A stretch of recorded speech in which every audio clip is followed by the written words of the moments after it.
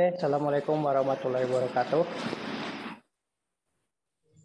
Waalaikumsalam warahmatullahi wabarakatuh.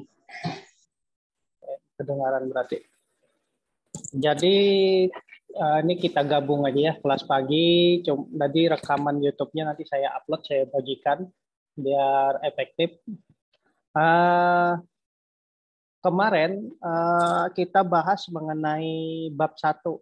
Jadi konsep bab 1 seperti apa, bagaimana menyusun bab 1 seperti apa, bisa kita maksimalkan dengan menonton apa yang saya kemarin rekam, karena itu poin-poin penting dalam penyusunan bab 1. Terus ada penugasan kepada teman-teman mulai membuat bab 1. Nah,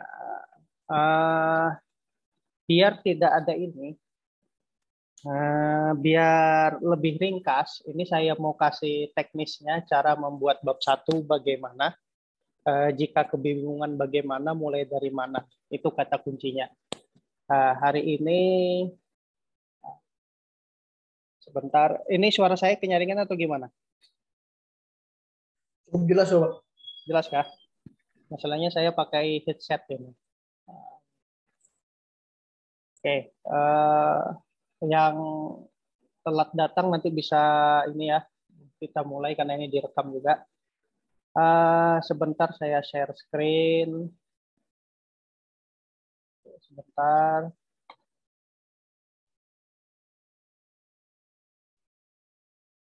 Dokumen.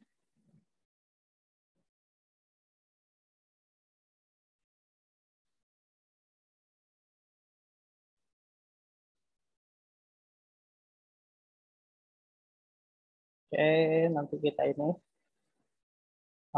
Hari ini sebenarnya saya mau bahas ini, bab 2. Ini materi saya dapatkan waktu masih kuliah. Sebentar. Kita fokus ke bab 1 dulu, karena ada permasalahan tidak mampu merancang bab 1. Bab 1 konsepnya seperti ini. Ini kita copy dulu, punya kakak tingkat kalian. Kita copy, baru kita new sheet, baru kita paste. Nah, konsep penulisannya ini kita hapus dulu.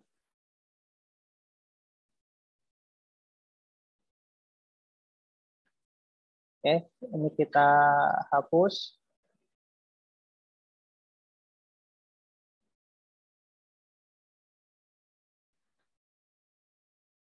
Oke, di sistematika ini nggak usah dihapus ketika teman-teman menyusun bab 1 dari punya kakak tingkat, karena format kampus kita seperti ini, format penulisannya.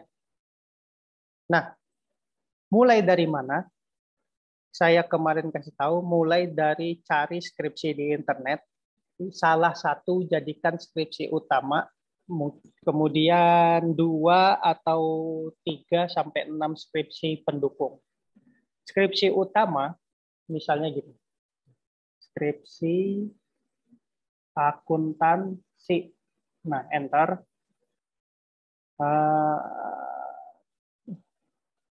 Judul skripsi ini. Pengaruh penerapan akuntansi manajemen lingkungan, strategi inovasi perusahaan perkebunan. Ini manajemen strategik. Jadi kalau kita bilang nggak usah kita cari yang lain. Ini, kita coba new tab. Kita ambil skripsi jadinya ini.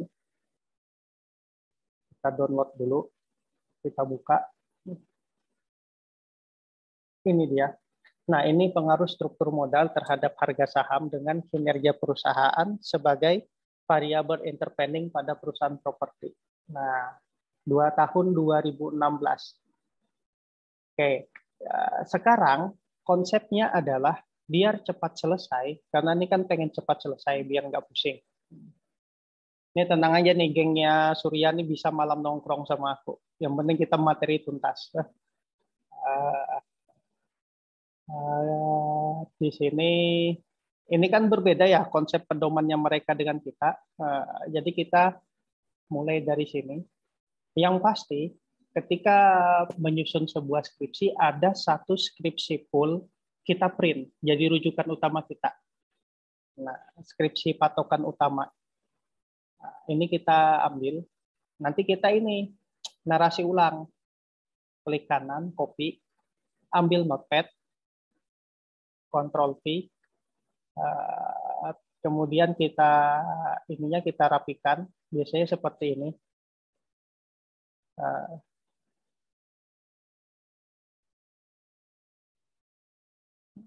Ini kayaknya di YouTube nih harus bukan untuk publik nih, karena kita belajar plagiasi. Kemudian di sini, oke, baru Ctrl A, baru kita cut, baru kita pastekan ke tempat kita. Mana bab satunya ini? Nah ini, baru kita paste. Nah, beginilah penyusunan yang canggih. Oke, terus kita halamannya, kalau skripsi biasanya ada tab, sebagaimana contoh yang ada, dia harusnya di sini yang menjorok ke dalam. Kita juga buat seperti itu. Nah, ini sebenarnya halamannya, ini 1.1 seperti ini ya. Ini kita kasih gini. Biasanya 6 ketukan sih.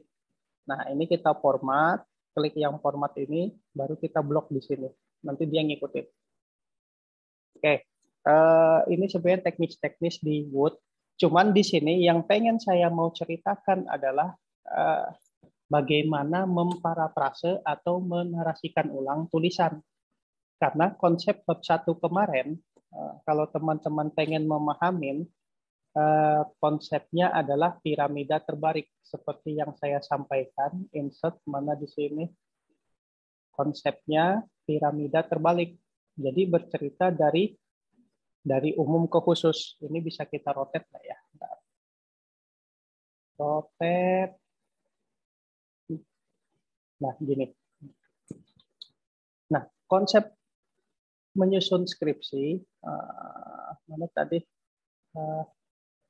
Dari yang umum, kita potong, ya kan?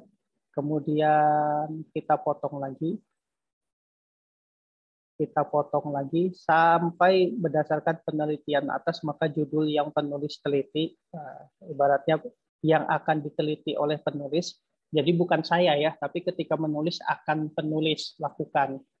Nah, ini dari umum, bercerita umum tentang globalisasi atau tentang perusahaan secara global, kemudian perusahaan secara khusus, kemudian perusahaan di tempat kita, kemudian ini objek perusahaan apa, ya kan? Baru di sini mengambil judul di perusahaan apa tadi. Jadi mengerucut ya, piramida terbalik. Nah, sekarang yang umum dulu. Nah, kalau kita bingung mau apa, harus dari sini. Kita ngambil dari orang ini, kita parafrasekan ulang. Nah, itu sebentar tanggung. Coba kita buat dulu, kita copy. Kenapa saya pakai notepad? Karena tulisannya enggak ini. Karena kelemahan mahasiswa tuh mulai dari mana? Yang saya tahu kayak gitu. Makanya dia stagnan gitu-gitu aja. Oke. Ctrl A, Ctrl X, baru pastekan ke sini. Paste. Nah. Oke. Nah, sekarang saya mau memparafrase tulisannya. Sebentar background-nya gimana ya? Sebentar, saya mau buang dulu background ini, background Uno, biar mudah terlihat. Oke. Sampai di sini bisa ngikutin atau kecepatan suara saya? Bisa ngikuti, Pak. Bisa ya. Oke. Nah, salah satu bentuk investasi yang diperdagangkan pasar modal banyak diminati investor. Ini, kalau kita tidak ngerti cara memparafrase, menarasikan ulang itu seperti ini. Oke, kita narasikan ulang. Salah satu bentuk investasi yang diperdagangkan pasar modal banyak diminati investor adalah saham.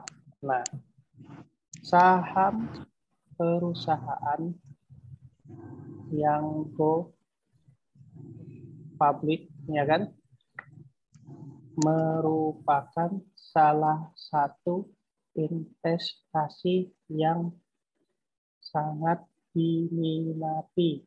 Nah, ya kan? Dalam perdagangan pasar modal. Ini memparafrase, menarasikan ulang, merubah jenis kalimat. Ingat, ketika menulis sebuah paragraf, ini kalimat utama, yang ini namanya kalimat utama, yang lainnya ini kalimat penjelas, menjelaskan kalimat utama. Oke, nanti ketika kalimat penjelasnya ada kurang, jadikan kalimat utama dijelaskan lagi. Oke, bisa ngikutin? Dahniar, bisa ngikutin?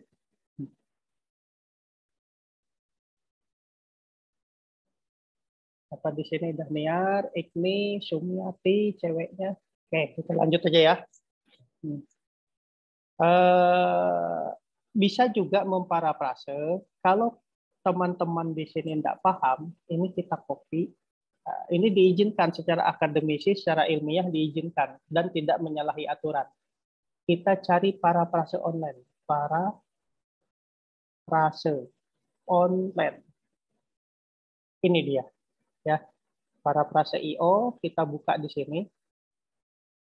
Nah, kita pastekan ke sini, ketikan kita, ya. Kita pastekan. Kita pilih di sini Indonesia, tidak ada Indonesia ya. Kita coba aja dulu. Saya bukan robot. Kita lihat. Nanti dia akan menarasikan ulang. Oh, ini ke Inggris ya. Oke, sebentar. Parafrase Indonesia. Parafrase online Indonesia. Nah, kata kuncinya ada semua di Google seperti ini. Nah, ini kita klik yang Indonesia. Nah, baru kita pastekan. Kenapa seperti ini? Karena karya ilmiah tidak boleh ada plagiasi. Plagiasi itu apapun yang kita download dari internet, kalimat ini di-scan sama Google, otomatis 100% plagiasinya. Makanya harus kita narasikan ulang. Begitu ceritanya. Kalau zaman dulu tidak masalah, karena zaman sekarang online, orang malas mengetik skripsi, main copy paste, jadi dikasihlah kerjaan seperti ini. Sebentar. Nah, ini narasinya ulang. Kita cek plagiasinya berapa persen. Nah, kita cek plagiasinya ya. Di sini ada cek plagiasi. Kita cek plagiasinya berapa persen.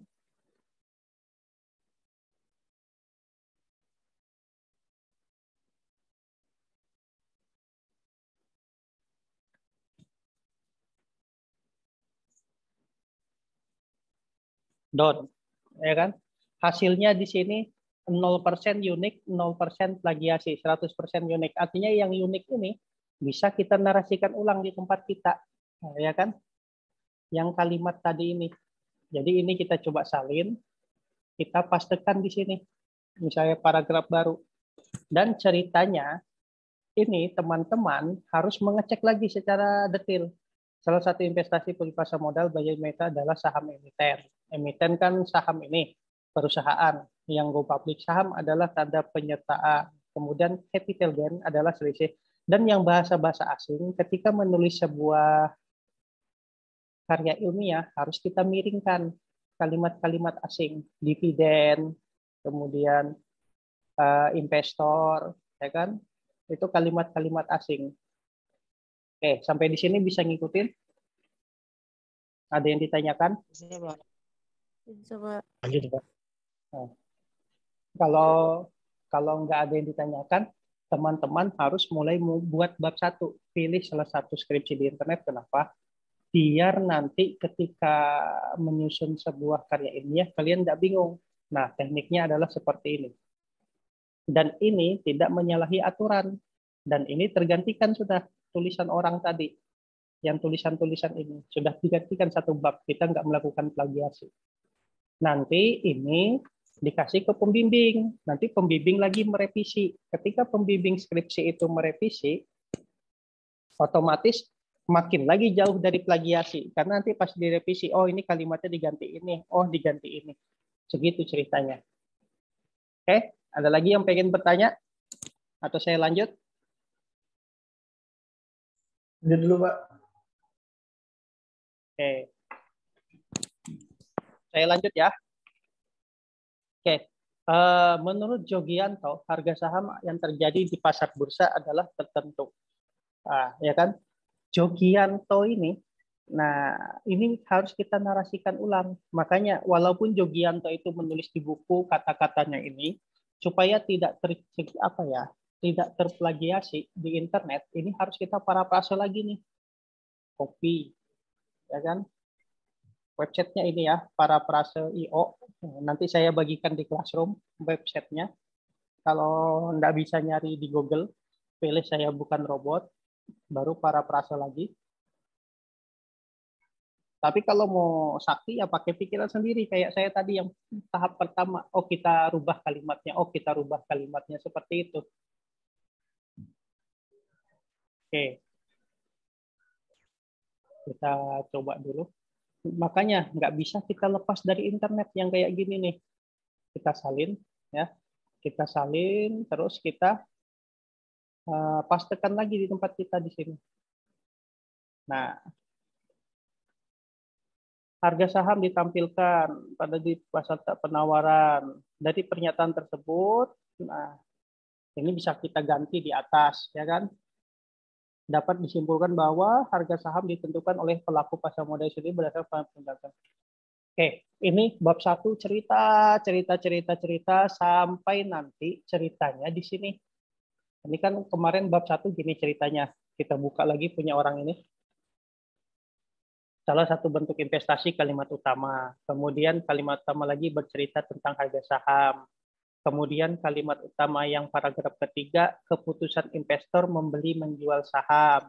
Ya, apa itu membeli dan menjual? Bagaimana? Ini narasinya di kalimat penjelas. Kemudian struktur modal merupakan komposisi hutang dengan ekuitas. Nah, kemudian menceritakan lagi manajemen keuangan dituntut menentukan bagaimana struktur modal paling optimal. Ini masih menjelaskan ulang, memperdalam kalimat penjelas tentang struktur modal. Kemudian lagi kita lanjut di bawah. Nih, ini penelitian sebelumnya tentang struktur modal. Nah, makanya saya bilang penelitian yang kamu ambil skripsi jadi punya orang ini adalah yang pertama. Kemudian yang ketiga, keempat, kelima, kalian cari skripsi yang sama dengan judul yang sama, yang mendekati. Dan ini dapatnya dari mana? Itulah pentingnya daftar pustaka. Kita lihat Muhammad 2006, Sumiati 2007 di daftar pustaka. Kita lihat. Nah, kita lihat Muhammad 2006. Nah, ini dia. Ya kan 2006 analisis struktur modal, medan tesis, nah, level S1. Nah, ini level S2 kita copy, kita cari di internet skripsi yang jadinya. Kemudian Sumiati tadi. Nah, 2007. Ini ambil. Dan teman-teman yang baru ngambil skripsi ini ku bagikan juga di Classroom nanti ya, skripsi jadi orang ini. Ini kita cari di internet, carinya ya gampang, klik kayak gini, copy, kita pastekan ke sini, pastekan ke internet, baru enter. Sebentar, saya besarin aja. Nah, ini dia Sumiati. Ini kita download, ini tab. Nah, otomatis ke download dari artikel. Ingat artikel dengan skripsi, kalau artikel ini skripsi yang sudah dijurnalkan. Dan ini juga ini. Nah, ini juga penting ini, tuh lihat. Nah, ini jadi rujukan, bisa kita ambil dari rujukan kita juga. Makanya di sini apa ya? Di sini saya sarankan teman-teman harus sebanyak membaca karena kita level S1 sudah mau nggak mau kita membaca. Minimal fokus ambil satu, kalau bingung mau ambil yang mana tutup mata aja, copot satu baru kita fokusin di situ. Yang penting intinya buat yang semudah mungkin. Skripsi yang baik adalah skripsi yang selesai. Nggak usah yang harat-harat bikin skripsi, nanti nggak lulus. Yang sesederhana mungkin supaya kita cepat selesai. Intinya seperti itu. Karena teman-temanku ketika nyusun S3, ini kebetulan S3 pun tidak aku selesaikan. Aku cuma selesai sampai yudisium, tidak aku lanjutkan ujiannya. Mereka teman-teman itu yang S3 lambat selesai itu kebanyakan yang ngejelimet judulnya. Nah, ketika ada yang sederhana, Yang penting fokus, karena S3 itu sudah capek skripsinya, capek cari duit. Nah, sekitar 20 juta satu semester harus bayar. Belum lagi ujiannya, setiap ujian 7 jutaan. Kalau sudah terakhir 50 juta sekali ujian. Pokoknya satu mobil itu kalau untuk kuliah S3. Intinya apa ya? Karena keterbatasan waktu kita, keterbatasan kemampuan kita untuk menganalisis, mengetik, solusi yang paling tepat adalah yang saya lakukan ini. Jadi kita ambil satu, kita salin ulang, kita narasikan ulang. Nah, satu skripsi itu adalah patokan utama. Nanti skripsi lain jadi rujukan. Untuk mengganti-ganti, misalnya kalau Jogianto 2018 diganti menjadi menurut Pak Ahmad Siri 2020. Nah, harga saham segini-segini. Nah, kita ganti kata-katanya seperti itu. Biasanya pembimbing itu minta sesuatu yang terbaru. Oke, sampai sini bisa ngikutin? Bisa. Oke. Jadi tugas teman-teman adalah mulai menyusun bab 1. Wah, kalau kelas yang pagi kemarin, ini sebentar yang tanya yang kelas pagi nih, bab 1 sudah dibuat belum? Cutting lapor masih bingung. Belum dibuat sih, Pak. Itu udah. Bikin amparan tatak bisa kalau. Oke. Jadi apa ya? Kalian nikmati prosesnya, kalian buat metodenya seperti yang saya ajarkan, karena ini metode apa ya, terkini. Dan metode penulisan skripsi yang saya buat ini dengan kita praprasa ulang, plagiasi, tidak akan namanya menduplikasi, karena nanti direvisi lagi sama pembimbing, intinya di situ. Jadi jangan bingung mau dari apa, bangun apa. Nanti apa ya, seninya tuh keluar tuh, oh ini dirubah, selesai kita. Jadi sudah kitab suci yang kamu buat, ya kan? Oke, selanjutnya adalah aku mau membahas tentang seputar bab 2.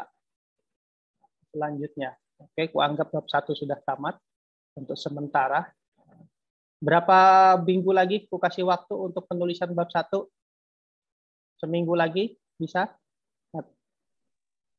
Bisa, Pak. Oke, Bisa, Pak. kelas karyawan juga buat bab 1 ya.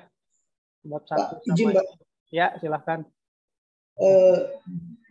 Saya ingin ya makanya itu mau ngajakin ngumpul malam itu satu agar skripsi pembuatan di awal ini bisa nyambung sampai selesai, Pak. Makanya betul-betul bicarakan terkait judul yang benar-benar sesuai keadaan atau kemampuan. Misalnya saya, Pak, di Trinity Auto. Nah, saya ingin ketemu judul nanti pada saat nanti saya melakukan penjelasan, saya betul-betul paham di situ, Pak. Nah, itu yang masih butuh koreksi. Kalau seperti yang Bapak sampaikan ini untuk percobaan atau trial aja, seharusnya dengan mudah nih. Saya dalam 2 hari mungkin sudah selesai itu bab 1 aja. Nah, kalau di Trinity Auto, cari skripsi sejenis, tapi objeknya Trinity Auto. Apa yang bisa diambil dan apa yang mudah diambil. Karena laporan keuangan itu kalau orang akuntansi agak susah diambil. Nah, intinya di situ. Misalnya kalau di Trinity Auto fokus ke akuntansi biaya atau manajemen biaya, kita analisis tentang biaya. Jadi biaya apa yang kira-kira perlu dibuang, biaya apa perlu ditambahkan, karena kan orang akuntansi bagaimana tujuannya supaya perusahaan itu untung. Nah, supaya untung, yang pertama meningkatkan penjualan, yang kedua atau meminimalisasi biaya. Nah, di biaya minimal di Trinity bisa dijadikan objek. Atau mau analisis rasio keuangan di Trinity. Nah, keuangannya, jadi grafik rasio perputaran kasnya berapa, rasio ininya selama 5 tahun terakhir berapa, supaya kita bisa prediksi ke depannya seperti apa, itu bisa. Nah, yang sekarang ini penugasan saya, boleh teman-teman ambil objek langsung di perusahaan biar sinkron. Kalau perusahaannya belum dapat data, ambil aja yang selesai jadi, yang sesingkat-singkatnya. Karena ingat kuncinya, buat semudah mungkin, seringan mungkin, jangan sampai membebani pikiran, ya. Karena kuliah ini proses kita, jangan sampai yang jelas apa ya? Kita buat sederhana tapi kita kuasain, itu lebih berharga daripada buat yang canggih tapi kita tidak kuasain. Oke, selanjutnya siapa lagi yang bertanya? Ivan, kadang-kadang bertanya Ivan.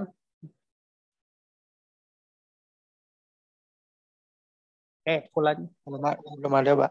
Sudah, aku lanjutkan. Hari ini kita lanjut ke bab 2. Telaah pustaka dan kerangka konsep. Jadi kebetulan nih aku berangkat ke Brawijaya dulu dapat materi ini. Ingat, di bab 2 jenis kepustakaan itu, sumber kepustakaan itu yang pertama adalah norma, biasanya dari kitab suci. Yang kedua adalah teori, misalnya teori Adam Smith tentang kelangkaan dan keterbatasan. Kemudian teori signaling untuk biasanya teori tentang harga saham, teori investasi, orang akuntansi teori signal. Jadi laporan keuangan itu memberi signal bahwa nih perusahaan lagi defisit. Nah, itu sinyalnya apa? Perusahaan harus ngapain? Itu teori signaling. Kemudian berbagai macam teori ini ada juga yang namanya empiris. Nah, empiris itu ini. Empiris itu ini, nah, pengaruh struktur modal, ya kan, analisis faktor-faktor yang memperoleh saham, pengaruh ini empiris yang dikatakan hasil penelitian terdahulu. Nah, itu jadi sumber kepustakaan. Nah, secara sederhana begitu. Nah, uraian mengenai uraiannya apa di sini? Cari yang relevan. Relevan itu maksudnya ada kesesuaian dengan penelitian kita. Kemudian di situ ada perkembangan teori. Jadi teori yang lama, misalnya Adam Smith, itu teori Adam Smith atau teori ini manusia mendapatkan mengeluarkan pengorbanan sekecil-kecilnya untuk mendapatkan hasil sebesar-besarnya. Teori itu sudah tidak berkembang lagi di ilmu ekonomi sekarang. Yang ada pengorbanan tertentu untuk mendapatkan hasil semaksimalnya. Tidak ada yang sekecil-kecilnya. Nah, itu dirubah. Nah, perkembangan teori itu kita ceritakan di bab 2. Kemudian intinya pemecahan masalah serupa yang pernah dilakukan yang terdahulu. Nah, ini pentingnya. Jadi kita meneliti. Misalnya pengaruh harga saham terhadap kinerja keuangan. Di A tahun 2000 ini berpengaruh, B tahun 2000 ini tidak berpengaruh, C tahun 2000 ini berpengaruh. Nah, ada apa di situ? Ada yang pengaruh, ada yang tidak berpengaruh. Ya kan? Ada apa di situ? Itu namanya gap atau permasalahan penelitian. Nah, di situ kita cari dan di sini kita nanti maunya kita harus kalimat positif.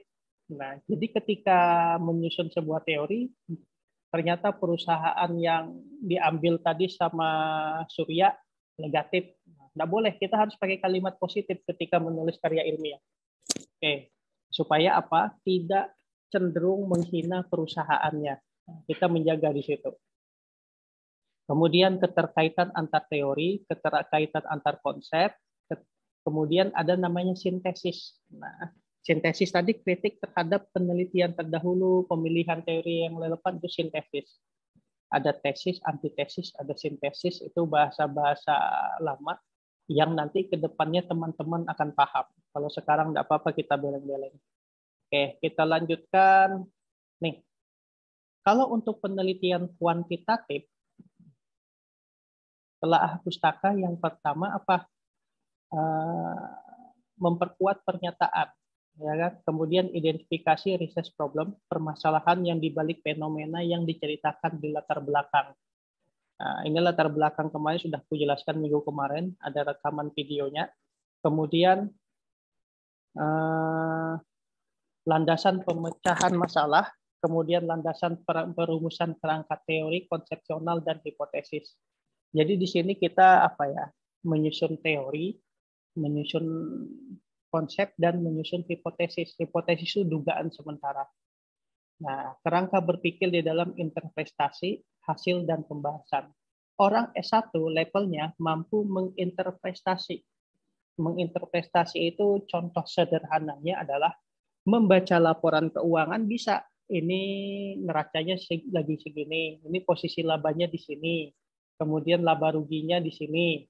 Itu baru membaca, tapi menginterpretasikan maksudnya adalah, oh dengan kondisi biaya seperti ini kita harus seperti ini, kondisi posisi keuangan seperti ini kita harus seperti ini. Nah, seperti ininya tuh bagaimana? Itu kita bahas secara detail, itu namanya pembahasan. Itu nanti di bab selanjutnya.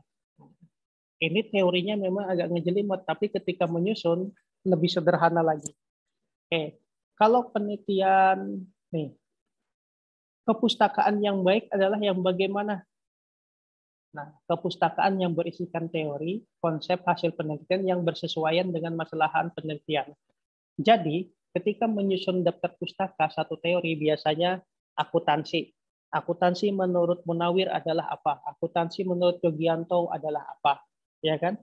Kemudian kita cari lagi dari jurnal atau karya ilmiah atau penelitian atau skripsi akuntansi menurut habis itu Pak siapa nih? Akuntansi menurut Pak Rukman ya kan 2022 Rukman bikin jurnal itu kita kutip seperti itu ceritanya. Kemudian ada lisensinya, kualifikasi ilmiah penulis sebaiknya kepustakaan yang dirujuk dipilih dari buku teks atau jurnal ditulis oleh orang yang memiliki keilmuan di bidang yang sama. Nah,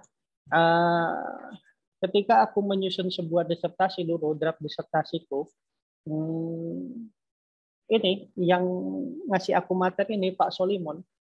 Jadi intinya gini, ketika kita mencari buku-buku di internet, kita lihat tuh, kalau dia orang statistik, S1-nya harus statistik, S2-nya statistik, S3-nya statistik. Itu ada lisensi orangnya. Kalau orangnya itu orang manajemen, kayak aku S1-nya akuntansi manajerial, S2-nya manajemen keuangan, aku bikin buku tentang lebih pada manajemen keuangan, ada lisensi. Tapi kalau aku bikin buku tentang apa ya, psikologi hewan ternak, nah, S1-ku, akuntansi S2-ku ini manajemen yang tidak nyambung, itu nggak ada lisensi. Dan itu kita harus jaga-jaga. Jadi ketika melihat buku-buku yang ditulis orang, karena di internet ini banyak orang bikin buku, tapi tidak sesuai dengan bidang keahliannya. Yang penting dia punya karya bikin buku. Dan banyak orang bikin buku cuman mencatut-catut aja. Yang penting dia dapat yang namanya haki untuk kepentingan pekerjaannya, kepentingan naik jabatannya. Nah, karena untuk kepentingan kayak gitu banyak karya ilmiah yang tidak lisensi. Kemudian ada lagi di sini resensi, relevansi, lisensi, dan presensi. Jadi harus ada muktahir, dicari terbitan terbaru, terutama yang berkaitan dengan perkembangan keilmuan. Akan tetapi, jika rujukan teori, intinya tidak apa-apa, buku-buku lama. Jadi ada buku yang terbaru, kita cari nih. Makanya ketika menyusun sebuah daftar pustaka atau teori, minimal itu 10 tahun di bawah tahun kita mulai menulis. Paham maksudnya? Kalau kita sekarang 2023 menulis, teman-teman, minimal teori yang relevansi yang terbaru itu 2013 cari bukunya. Oke, yang tahun 2013 kalau ada teori utama enggak apa-apa, yang 1989, tapi harus ada yang tahun terbaru antara 2013 sampai 2023. Supaya apa? Karena supaya mencegah yang namanya tulisan kita ini tidak up to date, atau kadang-kadang dosen mikir, oh ini copy paste nih dari internet ini. Masalahnya dia ngambil rujukan lama-lama. Sementara kita memang benar-benar mengetik, itu yang kita jaga. Oke, saya lanjutkan ya. Theoretical framework. Nah, sebuah teori framework penelitian adalah sebuah model konsep yang satu teori atau dibuat dari berbagai macam pemikiran-pemikiran yang logis yang dihubungkan dengan beberapa faktor yang teridentifikasikan sangat penting untuk untuk memecahkan masalah. Itu secara sederhana. The theory of framework elaborate the relationship among the variables, explain the theory underlying this relation, and describe the nature and direction of the relationship. Intinya teori yang kita buat nanti adalah harus benar-benar berhubungan dengan apa yang kita teliti. Itu bahasa sederhana dari terjemahan yang ngejelimet ini. Karena aku menceritakan, tidak mau yang ngejelimet. Oke. Nah, ini maksudnya yang diceritakan oleh Sekaran. Sekaran ini orang peneliti kalau enggak Afrika, Eropa dia, nggak salah. Variabel itu relevan, ya kan? Kemudian satu atau lebih variabel yang terhubungan satu sama lain. Nah, kemudian adanya penelitian sebelumnya, kemudian hubungannya should be positif or negatif. Tapi kalau di sini hubungan penelitian nanti kita harus yang diteliti itu bisa negatif, bisa positif, tapi di hipotesis harus positif semua kita buat. Kemudian clear explanation why the would expect the relationship to exist. The argument could be drawn from the previous research finding. Schematic diagram, the theoretical should be given. Nanti ada namanya kerangka konsep, ada skema penelitian. Dan ini teori seperti ini, yang penting kalian dengar aja, nanti pada prakteknya saya uraikan lebih sederhana lagi. Oke, kita skip aja dulu. Inilah dia maksudnya seperti apa. Ini maksudnya tadi cerita. Jadi ini contohnya pengaruh kompetensi aparat, ya kan? Terhadap apa nih? Pengaruh kompetensi aparat, motivasi, ya kan? Terhadap kinerja dengan intuisi atau apa ya? Intuisi itu feeling kita, ya kan? Atau kekuatan batin kita atau indera keenam kita. Sebagai ininya untuk meningkatkan kompetensi apa? Kompetensi meningkatkan kinerja, motivasi meningkatkan kinerja, tapi intuisi ini variabel ininya intervening. Apakah memperkuat atau memperlemah? Nah, ini sebuah penelitian ini. Nah, seperti ini kerangka konsep. Nah, kita gini, pengaruh ini apa di sini ya? Pengaruh profitabilitas, kemampuan menghasilkan laba, pengaruh profitabilitas dan likuiditas terhadap kinerja keuangan, ya kan? Dengan di sini apa? Keputusan manajerial sebagai variabel intervening. Nah, jenis-jenis variabel ini sebenarnya ada di mata kuliah metodologi penelitian bukan metodologi, mata kuliah statistik. Cuma nanti ku jelaskan apa itu variabel, nanti ku jelaskan ulang apa itu intervening, apa itu moderasi, apa itu X1, apa itu Y, nanti saya ulang lagi. Tapi ini masih teori ya, enggak apa-apa kita beleng-beleng. Oke, kita lanjutkan dulu. Ini tinggal 1 menit Zoom kita. Nanti kita istirahat dulu ya. Nanti kita lanjutkan lagi linknya Zoom. Di mana? Baik, Pak. Oke. Baik, Pak. Nanti kita bahas hipotesis. Kita break dulu sekitar 5-6 menit. Baru saya bagikan lagi linknya. Oke, siapkan kopinya dulu. Siap. Oke, assalamualaikum. Waalaikumsalam. Terima kasih, Pak. Nanti saya kasih linknya. Meeting dulu.